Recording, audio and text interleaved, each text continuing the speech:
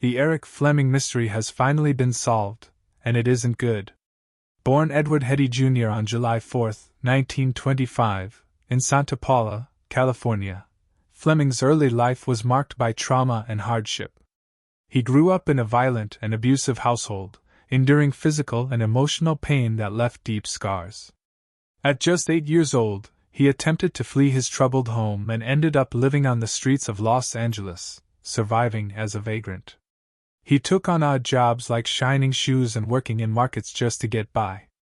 During his adolescence, he became involved in gang activity and eventually had a life-altering accident involving a gun, which left his face severely injured.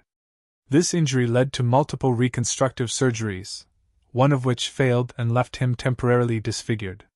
However, this traumatic period sparked a personal transformation, motivating him to change his life's direction. Seeking structure and a new beginning, Fleming enlisted in the U.S. Navy during World War II. He served with distinction in the South Pacific, rising to the rank of petty officer. His military service instilled in him values of honor, discipline, and resilience, qualities that would later be reflected in his acting roles. After the war, he returned home determined to improve himself.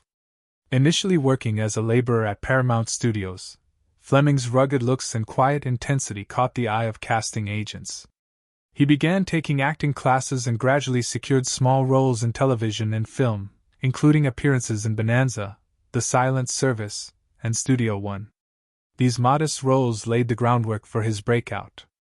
Fleming's career peaked when he landed the role of Gil Favor in the CBS Western series Rawhide, which aired from 1959 to 1965. As the stoic, principled trail boss, Fleming brought depth and quiet authority to the role. His commanding screen presence and emotional nuance quickly made him a household name. Rawhide became one of the most successful westerns of its time, tackling both frontier action and complex moral dilemmas. Fleming's leadership on the show helped define its tone and even launched the career of Clint Eastwood, who played the impulsive cowboy Rowdy Yates. The chemistry between Fleming and Eastwood created a compelling dynamic that kept viewers engaged. However, behind the scenes, trouble was brewing. During the summer hiatus of 1965, CBS brought in new executive producer Ben Brady to revamp the series amid declining ratings. Brady became the sixth producer to take over Rawhide, and he made sweeping changes to reinvigorate the show. In a controversial move, he dismissed several long-standing and beloved cast members, including Eric Fleming. Also let go were Sheb Woolley, who played Trail Scout Pete Nolan, James Murdoch, who portrayed the camp cook assistant Mushy, Robert Cabal, who played Wrangler Jesus, and Rocky Shahan, who portrayed Joe Scarlett. These characters had each contributed to the show's diversity, charm, and emotional grounding. But none of the dismissals shocked fans more than that of Eric Fleming. As the show's de facto lead and emotional anchor, his portrayal of Gil Favor had been essential to the series' identity and success. His stern yet compassionate leadership defined the tone of Rawhide and gave it credibility in an era crowded with westerns. His abrupt removal marked a dramatic shift for the show and left fans and critics stunned.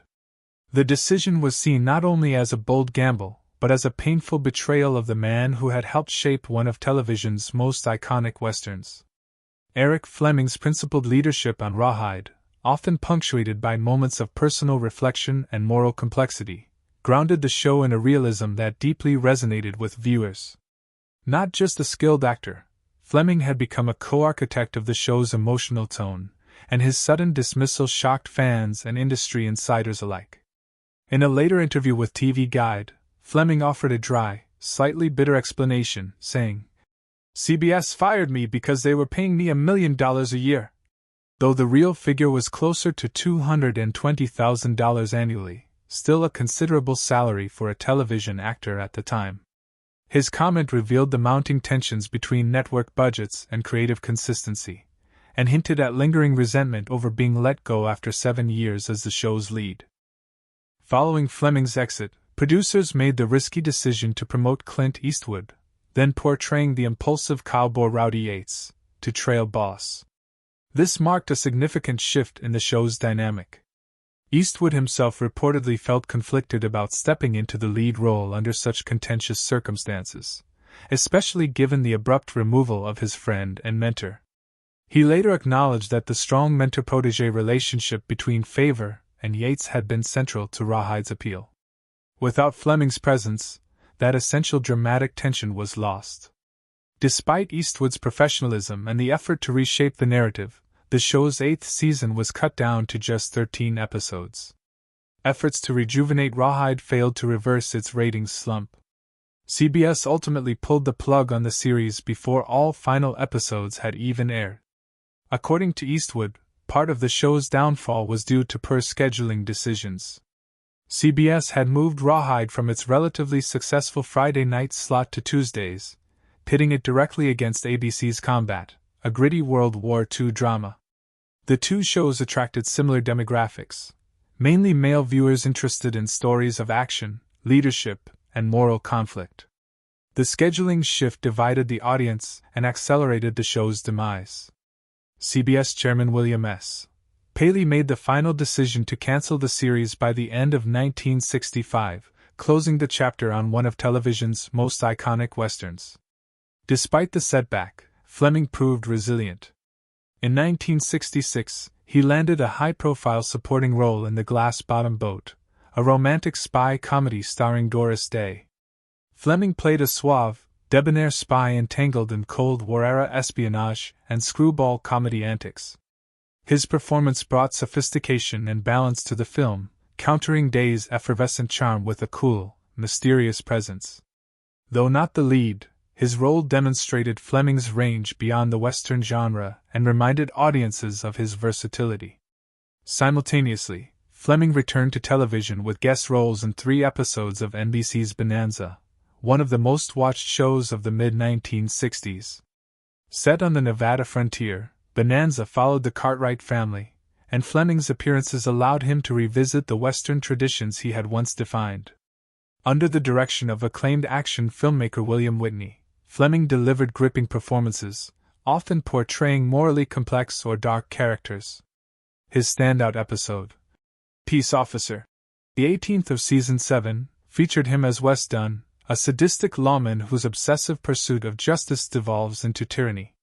Fleming's chilling and layered portrayal received praise for its psychological depth and realism, showcasing his capacity to humanize even the most ruthless figures. Impressed by his performance and the chemistry he shared with the regular cast, Bonanza's creator and executive producer, David Dortort, invited Fleming back the following season for an even more ambitious role, reinforcing his status as a compelling and respected actor in the television landscape. As Haber Clausen, a devout and principled Mormon rancher in the 2-part Bonanza episode titled The Pursued, Eric Fleming delivered one of his most poignant and courageous performances. The storyline was groundbreaking for its time, tackling the rarely explored issue of religious persecution in the American West. Clausen and his family, striving to live peacefully in accordance with their faith, become targets of suspicion, prejudice, and eventually violent hostility from neighboring settlers. Fleming infused the character with quiet dignity, compassion, and unyielding strength, crafting a portrait of a man whose moral convictions were tested but never broken. For decades, however, the mystery surrounding Fleming's tragic and untimely death has haunted fans and historians alike. Best known for his role as trail boss Gil Favor on the hit Western series Rawhide, Fleming was riding high in his career during the early 1960s. But in 1966, while filming a television movie in a remote region of Peru, his life ended in a shocking and puzzling way. For years, details remained murky, and speculation ran rampant. Now, after decades of conflicting reports and a veil of silence, the true story behind his death has finally emerged, and it is far more unsettling than many had imagined. Fleming had traveled to the Huallaga River in Peru to film High Jungle, a 2-part television movie pilot for ABC that was intended to expand his acting repertoire into more adventurous, exotic terrain. On September 28, 1966, while shooting a canoe scene alongside his co-star Nico Minardos, tragedy struck. Initial reports suggested that Fleming fell into the river during a rehearsal or active take, and was quickly swept away by the river's powerful current. Despite a massive search effort, his body wasn't recovered for several days, and when it was, the condition of the remains sparked troubling questions. The widely accepted narrative for many years was that Fleming had drowned, a simple, if heartbreaking, accident. However, those involved with the production often suspected otherwise. Whispers circulated about poor safety measures, inadequate planning, and tensions among the crew. These concerns were intensified by the Peruvian authorities' minimal investigation, sparse press coverage, and what many saw as an effort to quickly close the case.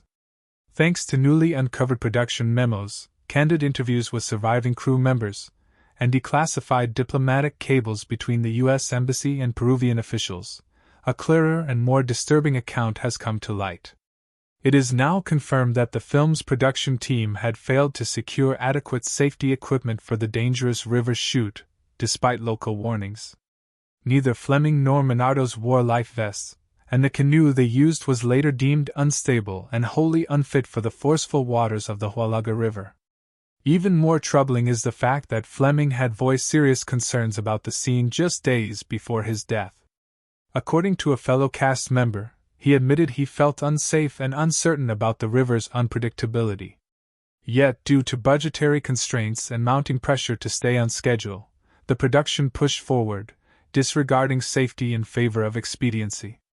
Worse still, a set of photographs taken just before the fatal scene revealed the crew's lack of preparedness and highlight the precarious nature of the shoot, evidence that would later be used to question the decisions made by those in charge. The details surrounding Eric Fleming's tragic accident reveal a deeply troubling narrative.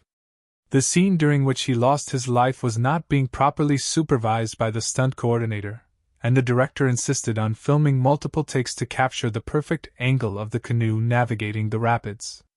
At the time, Fleming was exhausted, dehydrated, and reportedly ill from enduring the harsh jungle conditions, circumstances that made him especially vulnerable during such a physically taxing shoot. When the canoe eventually capsized, Fleming's co-star Nico Minardos managed to swim to shore. Fleming, however, was pulled beneath the rapids and vanished from sight. According to confidential cables from the U.S. consulate in Lima, when Fleming's body was recovered several days later, it bore signs of severe trauma, including head injuries that did not align with drowning alone.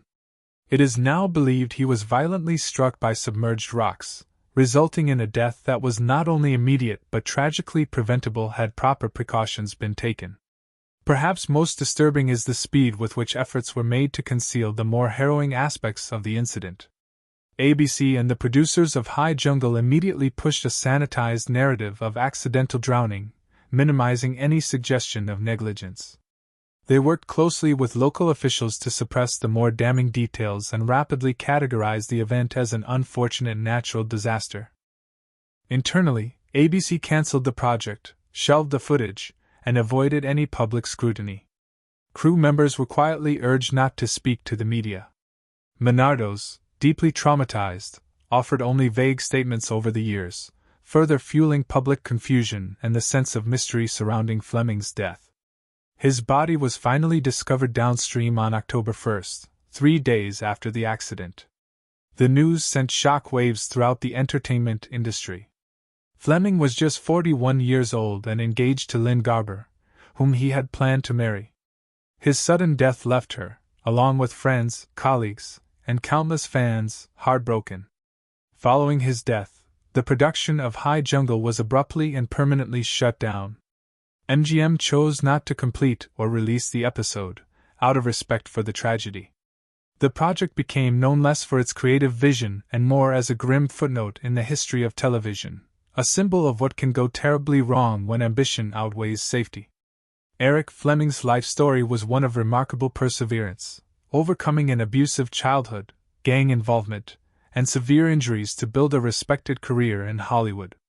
His death, therefore, marked not just the loss of a talented actor, but the end of a powerful journey of personal triumph. The newly revealed information reframes his death not simply as a tragic accident, but as a cautionary tale of professional oversight, corporate indifference, and systemic failure.